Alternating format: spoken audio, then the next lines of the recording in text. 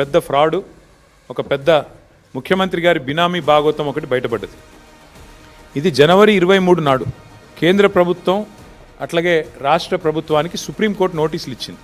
KLSR అనే ఒక company, infrastructure company, ఈ కంపెనీ ముఖ్యమంత్రి గారి బినామీ కంపెనీ. కేఎల్ఎస్ఆర్ ఇన్ఫ్రా అనే కంపెనీ ముఖ్యమంత్రి గారి benami company. Centre and Telangana get Supreme Court notice for KLSR Infratech's insolvency fraud. The company allegedly secured government tenders worth approximately rupees 6,000 crore during the insolvency period without the authorization of interim resolution professional. ఈ KLSR infra అనే company ఎందుకు బినామీ అంటున్నా అంటే ఇదొక ఆధారం. ఐటీలో ఆనాడు IT రేడ్లోనే స్పష్టంగా వారు అనుమానం వ్యక్తం చేసి ఈ కంపెనీ బినామీ.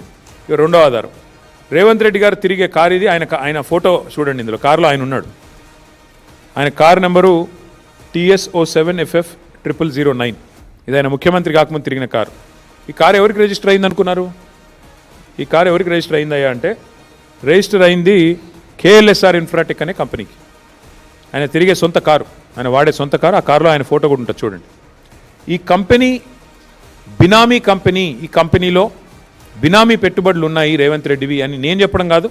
2018లోనే ఐటీ ఆ రోజు రేడ్ చేసినప్పుడే చాలా స్పష్టంగా చెప్పింది. అసలు ఏ లింకులు లేవు వీళ్ళ సాయి మౌర్య అనే కంపెనీ రేవంత్ రెడ్డి గారి కుటుంబానికి సంబంధించిన రియల్ ఎస్టేట్ కంపెనీకి.